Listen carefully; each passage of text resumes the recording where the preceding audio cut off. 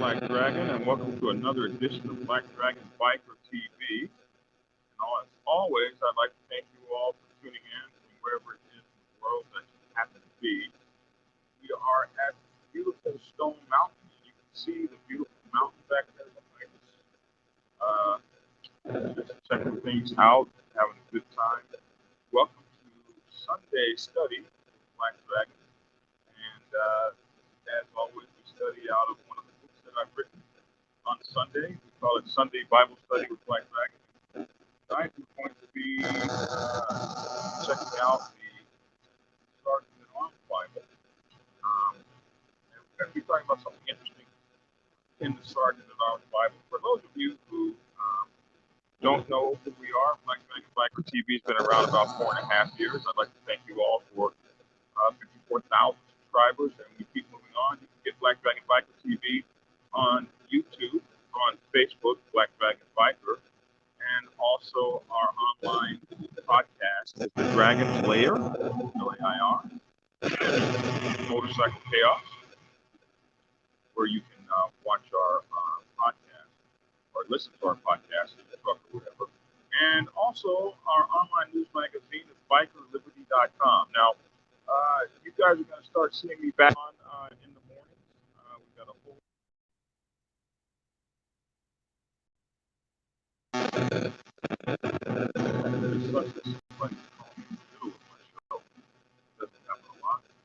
but we're going to have we're going to be back on the show mornings with a whole brand new show, a whole brand new lineup. So it's good to see you, Hellfighter Steve, Ironhead, all my good folks that I normally see. It's so good to have you guys aboard. We are streaming live here. Like I say, we're down by the lake, one of my favorite places. It's beautiful outside. It's just probably about 85 degrees, maybe 80 degrees here in Georgia, Atlanta, Georgia. And for those of you who like Motorcycle Club content, we cover all things Motorcycle Club content on this channel. Please feel free to give us a share, a like, a follow, depending on what platform you're picking us up on, the notification bell if you're getting us on YouTube, and the follow if you're getting us on Facebook. Also, make sure to go to our Instagram channel, and we're going to now break into the Sunday Bible study. We're reading out of the Sergeant at Arms Bible, and I want to thank you guys for making my books so amazing, so awesome. They're selling so well, and we have the President's Bible that I have finished all the major writing on. So right now, what we're doing with the President's Bible is we are in the editing phase. So that's what's going on with the President's Bible. So Sergeant at Arms Bible, you can get this book on you on you can get the book on Amazon. You can also get the book on Kindle. You can also get Sergeant at Arms Bible at my website, blackdragonsgear.com, where I'll sign it for you if you want, and that sort of thing. So if everybody can hear me, your audio is in and out and cracking. So that was one of my audio. A lot of buzzing. Okay, let me do this. I'm going to switch to what? Give me 1 second here, folks. Switch the audio up here.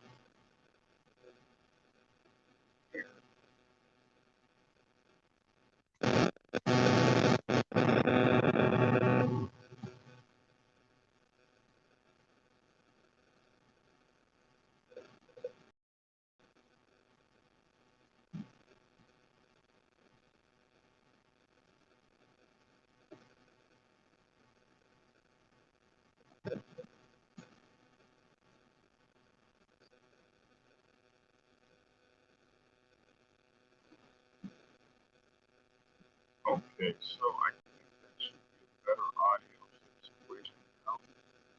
How's the audio now?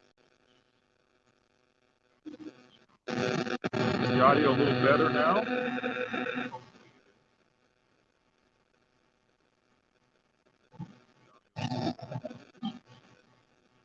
Okay, so we're going to talk about something that we haven't talked about in a while.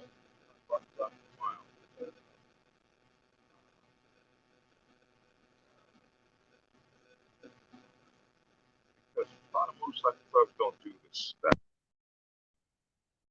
We're going to talk about the motorcycle club and the camp out. So I just want to make sure that my audio is better. Hold on a second.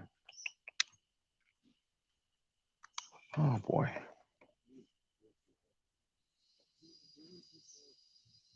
Okay, how's the audio now? How's the audio now? Testing, testing, audio, audio.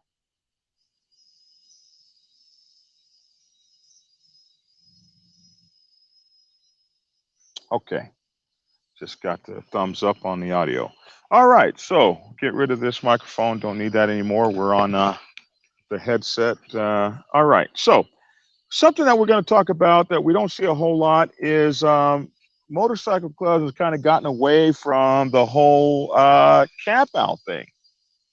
Used to be in my day, motorcycle clubs, we did a whole lot of camping out and that sort of stuff.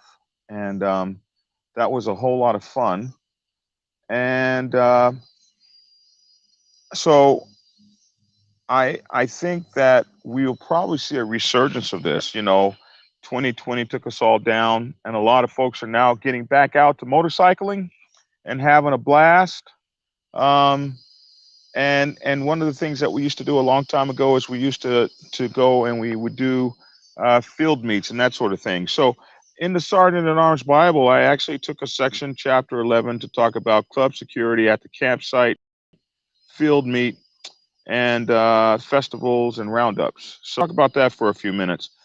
In the old days, brothers would get together and we would ride to some destination, like in San Diego, like the Salton Sea, pitch a few tents, and howl at the moon all night long. When lots of MCs got together, we called it a field meet, and everyone had a good time. Some field meets, like the National Roundup, Sturgis, and others, are absolutely huge and can have thousands of clubs with potentially hundreds of thousands of bikers in attendance. Some MCs now may pitch a remote location just to enjoy some peace, privacy. One of the things I say for motorcycle clubs is go, if you're fighting all the time, you're arguing in your club, one of the great things that you can do is get your butt out and go and go to a campground or something and just go hang out with the bros and the sisters and have a great time. You just don't know how much that would do for you just to get back out and do motorcycle stuff and have like a camp out. It's really awesome to do that. So in either case, the security of the campsite is an absolute necessity, especially in big field meets. And the sergeant at arms is responsible for the motorcycle club's camp setup and security, just like he is in charge of the setup and security of the clubhouse. So we're going to talk about that a little bit as we talk about the position of the sergeant at arms.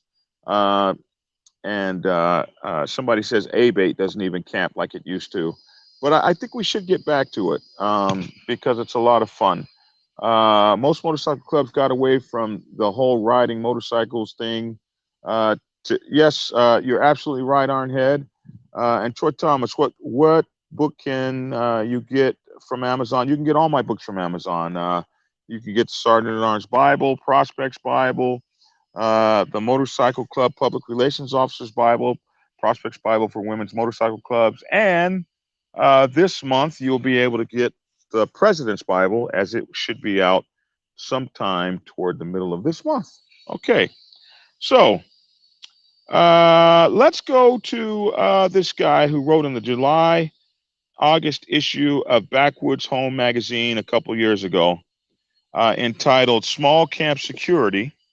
And the guy's name was Gary Lewis. And Gary talked about something that we find interesting, which is the security of the motorcycle club at a campground. So he said, Gary Lewis, it might be a sleeping bag in a lean-to with a small warming fire at the entrance. It could be a wall tent with 5 or 6 hunters high in the backcountry. It might be a recreational vehicle parked at the end of the road, a hiker's spot on the shore of an alpine lake, or a place to run to in the event of a natural disaster or unrest in the big city. And we're going to talk about that too. We're going to talk about setting up a clubhouse or a getaway spot for disasters. That's going to be something that we cover soon. But no matter what the reason that you have for a camp, chances are the camper or campers will have to leave to hunt, to fish, to hike, to go for supplies. And when they do, the camp is left unguarded with no doors or locks, nothing between a thief and a potential and your potential loot. After dark, the camp and campers are also vulnerable to the creatures, four-legged and two-legged, that roam the night. Backcountry camps, both in and outside of established campgrounds, are vulnerable to theft and invasion. Camping equipment is hard to trace, and its original owners uh, have a hard time getting things back. That stuff is easily converted to cash. So the motorcycle club has the same issues, and the sergeant at arms has an entire army when you guys go out to camp, with which to ensure that the camp is secure. This guy, Gary Lewis, also said no area of the country is immune. Homeless and illegal drug use is rampant in the Northwest. Illegal aliens slip across the border all across the Southwest. All over North America, drug lords use backwood camps for the manufacture of methamphetamine, and marijuana grows. When we camp in the country, our nearest neighbors may be a family on their annual fishing trip or felons on the run. And believe it or not, I actually saw some of this kind of craziness when I was in the Navy many, many years ago. I was asleep in the, what's it called, the San Andreas Forest or something like that. I pulled into a rest stop to go to sleep. This is, shit, 30 years ago. And I had a guy wake me up.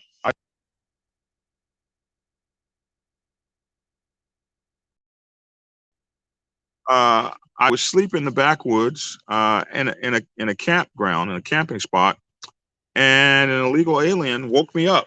And it was kind of cool. He was looking for, he was trying to read his map. He was trying to get north to Oakland. It was crazy. I was sleeping in my car in a rest stop, and I had the windows rolled down, kind of like, unfortunately, Michael Jordan's father. This guy just walked up to me out of the blue, uh, uh, and they walked up out of the blue and woke me up, shook me awake. It was crazy, and wanted me to read a map for him and tell him how to get where he was going. So it was crazy, and that can happen to you out there. You don't know who's moving around in the forest. I read a thing that said at any one time there are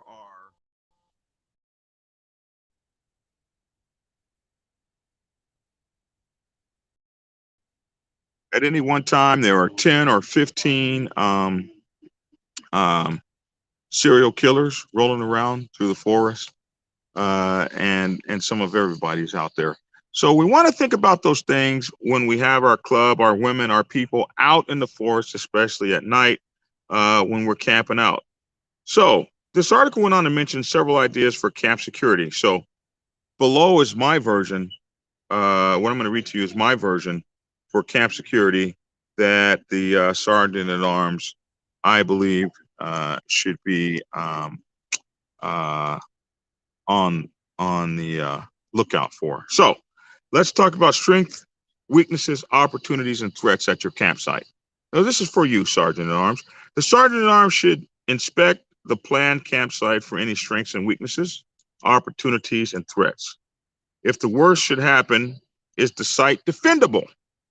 Is it defensible? Does the site have cell service? If not, where's the closest cell tower to obtain service in an emergency, like somebody gets hurt, or has an overdose, or whatever the case may be? How close is it till you get to a cell site? What are the access points, or to a cell tower? What are the access points to your site? And depending, let me get to the next page here. Depending upon how long your motorcycle club will be at the camp, what effort must be put into restocking the camp with supplies and water and still keep the camp secure? So let's talk about deterrence. Security works best as a deterrent when it doesn't have to be used. So it's best to set up the camp such that its appearance suggests that there is security, and that would cause would-be thieves to look for softer targets. When I was in the Navy, we used to have these roaches, like they would be like as big as this damn phone here, and we would have these huge roaches, and they would go from locker to locker. So what I learned to keep roaches out of my locker was to make my locker just a little bit less palatable than someone else's locker. So I put up strips of uh, tape where the roaches would get caught on the tape, like fly paper. And I put all kinds of things like that in my locker. And pretty soon I didn't have roaches in my locker because they wanted to be someplace else. Just the appearance of the security. It's crazy what you learn.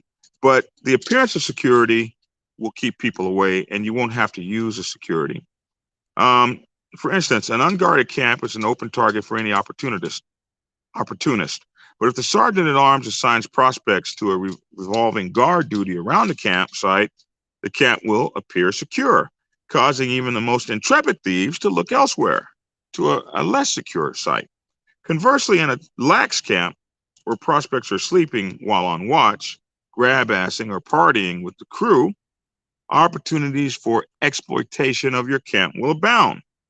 Keeping a campsite tidy, putting recreational vehicles up, like four-wheelers and motorized skateboards, in a central location inside the camp, keeps thieves from walking past. I remember when I would do my cowboy thing and we would sleep out on the range, uh, we would put the horses in an area such that wolves, coyotes, and thieves would have to come through the camp to get to the horses instead of sticking them out on the interior of the camp.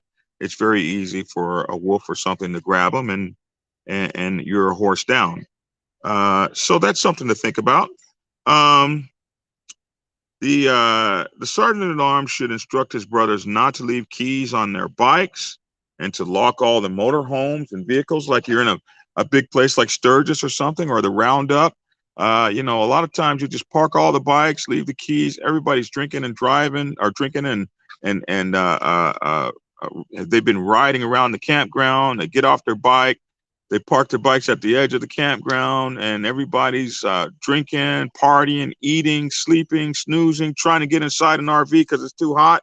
And somebody just walks up and walks off with a motorcycle, gets on it and rides off, and nobody really notices that it's gone. So things that you want to keep in mind. Lock all your homes up and the vehicles when leaving your camp, and just keep security in mind when you're at the camp. A camp, a good camp design keeps tents close enough to be easily surveilled by the guards, and good camp etiquette never leaves the site completely unattended ever. Predators like bears, coyotes, wolves, etc., should be considered when setting up a camp in a remote or wilderness location. And proper food storage is crucial to keeping unwanted beasts out of your camp. You ever see them bears come into camp and tear it the hell up? It's because most of you guys don't know how to store food in a camp. I've seen bears actually break windows out of cars and go in and get stuff because you don't know how to store it without having that stuff smell. And they can smell. When camping with children in certain areas, children can also be vulnerable to predators. So you think about your small child and some coyotes running off with it, and a lot of clubs camp with their kids. So keep that in mind, Sergeant at Arms. Early warning. In camps where the guard is not possible, or the camp is located in a remote location, early warning systems may be necessary. Dogs are easy and time-tested early warning systems. But there are others.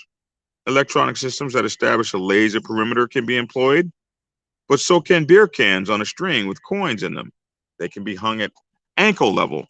So these are some things to think of. Nightlight. Dark camps are great places for criminals and animals to lurk. Good camp lighting can alleviate dark places and make the camp easier to defend while offering a less inviting target. Something else for you, Sergeant at Arms, to think about. I always like one cook fire and tables based around that way security. That way the security team suck with fire, watch as well as camp security.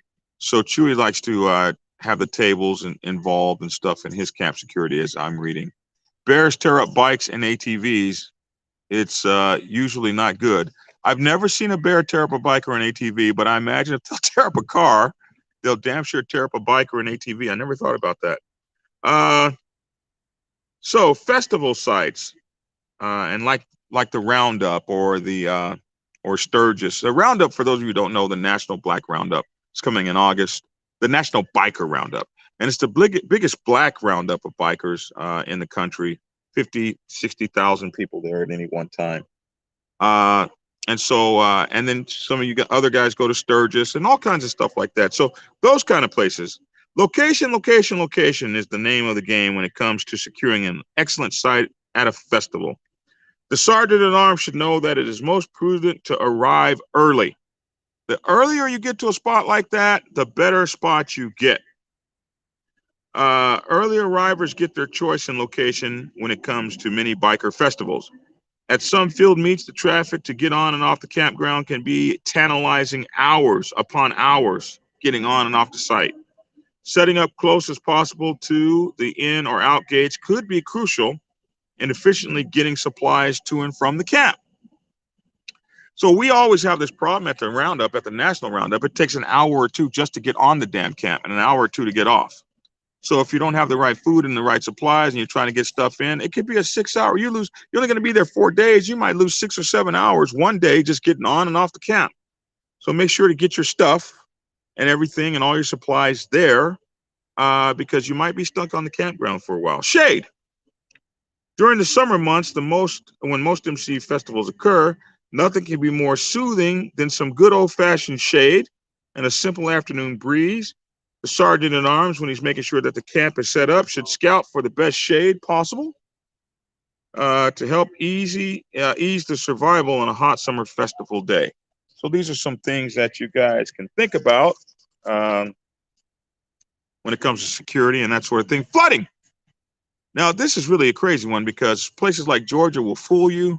You think everything is cool, and you're in a flood zone. These are things you should check out before you enter a campground. Springtime festivals often bring daily showers that can make the camp life miserable, bringing flooding, mud, mosquitoes, and humidity.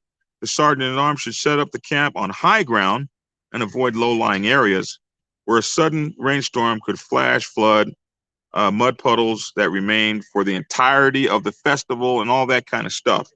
So you want to stay out of the valleys, especially in the summertime or spring festivals. You want to stay high as you can be, and again, part of that is getting there early. Proximity.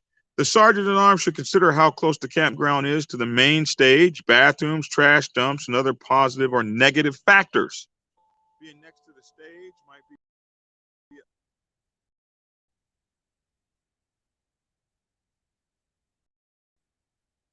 I don't know why all these people are calling me tonight during the middle of my thing, but hopefully they'll stop calling. So you want to think about that proximity. How close are you to the stage? How close are you to this, that, or the other? And what's the good or bad about being close to that sort of thing? Condition on the ground. The condition on the ground where the campsite is stationed should be important and an important consideration when selecting location. Is the ground level, hilly, or difficult to traverse? Is the ground rocky, smooth, covered with roots or tripping hazards, or level and inviting? Look for the ground to be as smooth as comfortable and comfortable as possible, keeping in mind that pebbles, sharp rocks, and other debris can puncture tents, air mattresses, and all that sort of thing, and be very uncomfortable to sit on or sleep in. Keep that in mind. Check festival rules. The sergeant at arms should make sure that all of the brothers know the rules of the festival before they arrive on the site. It would be very uncomfortable to arrive at the gates with any contraband that is against the rules of the festival. Like I went to a festival one time and they wouldn't let my dog in. I traveled all the way across the country and they had this prohibition against dogs. Luckily for me, my dog is a service dog, and we were able to get past them. But just think, riding 3,000 miles only to not be able to get your dog in. So know the festival rules. Control the motorcycle club's space. In large festival, groups will be looking to stick their tents anywhere. Once the MC has an established area, it must be secured and guarded until all of the brothers and their families get there.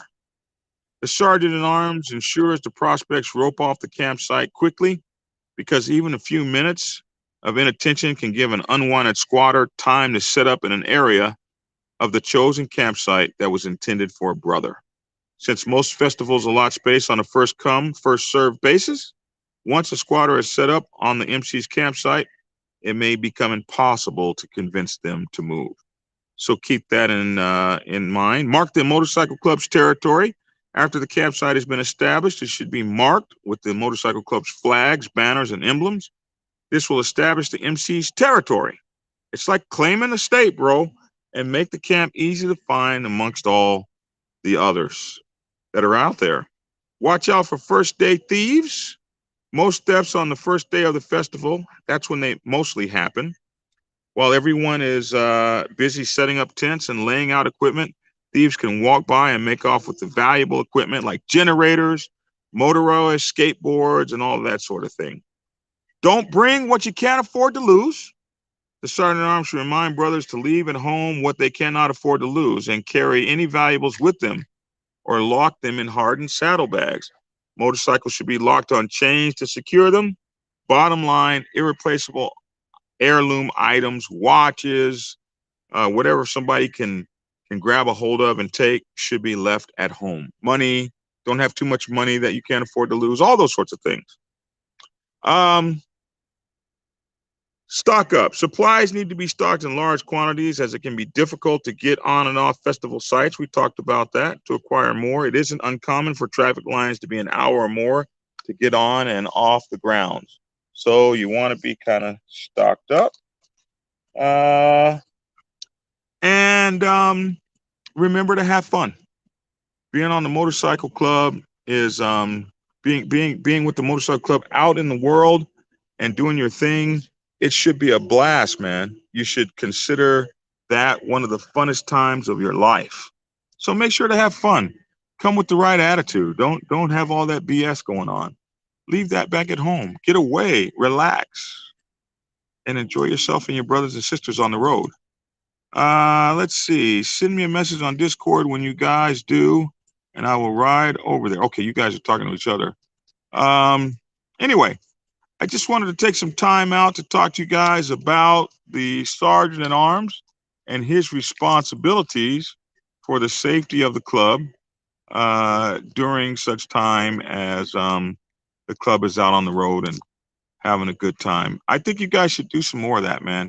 Get out there and have some fun and get back into the beauty of riding. Listen, if this is a good video, consider giving it a thumbs up and a like. Help us hit that algorithm and do good there. What's up, Clutch and such?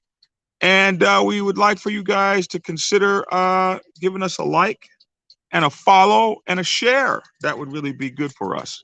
And if you like the show, make sure to let somebody know about it that you might feel can benefit from it. We are Black Dragon Biker TV on YouTube, Facebook, and Instagram TV. You can also get us on Twitter. We have a Twitter feed. Black Dragons Gear is where you can go get all our gear and our books. Our books are available on Amazon. Our books are available on Kindle. And soon, within the next month, our books will all be available on audio. And the Dragon's Lair Motorcycle Chaos is our online podcast. And we'd love for you to go over to the podcast, check us out while you're driving, riding, or whatever the case may be. Download the podcast and have it for you. Listen, man, we're just having so much fun. We got some really cool guests coming up, and we're going to be doing some great things this summer. Some camping out, some riding, some meeting clubs and stuff like that out in the hinterlands. So look for me and my new dog, Brutus, and my dog, Braveheart. We're just going to be out here having a good time. I love you people for all the support, all these years you've been supporting me. I just want to say thank you. When I started this thing, I never knew we would get so big or we'd have so much cool stuff going on. And I just can't thank you enough for all of your support. Somebody says, hey, Black Dragon, at the end of July, we will be heading down to Tennessee. Would love to meet up with you. Listen, I'd love to meet up with you guys. You guys know Bike Night is here in Atlanta. Our clubhouse at the Black Sabbath is in Tucker, Georgia. Sunday night is our Bike Night, and we'd love to have you guys come by and check us out here in Tucker. You can hit me at Black Dragon at blacksabbathmc.com or 404-692-0336. Hit me with a text or something. I'll give you guys the directions how to get to me. And come hang out with us on Bike Night, man, and hang out with the Black Sabbath Nation. If you got one of my books, I'll sign it for you, whatever the case may be. Love to see you. Listen, I'm Black Dragon, and that's my 2 cents. I'd love to hear your 2 cents in the comment section below. As always, thanks for hanging out with me here in the lovely park here by the lake in Stone Mountain Park, one of the most beautiful parks in Georgia. Actually, the largest camping site in Georgia with over 400 camping sites for you guys to come hang out, either by the lake or they've got a huge playground, swimming pool, all kinds of cool things over here. They have full hookups, and they've got Wi-Fi. It works so-so, but they got Wi-Fi and they got cable and all that kind of stuff here, as well as non-full hookups, but every hookup has Wi-Fi and cable. So check that out, man. Come hang out with us, man. And I'm Black Dragon. That's my 2 cents. Love to hear your 2 cents in the comment section below. Thank you all for tuning in, and get skinny.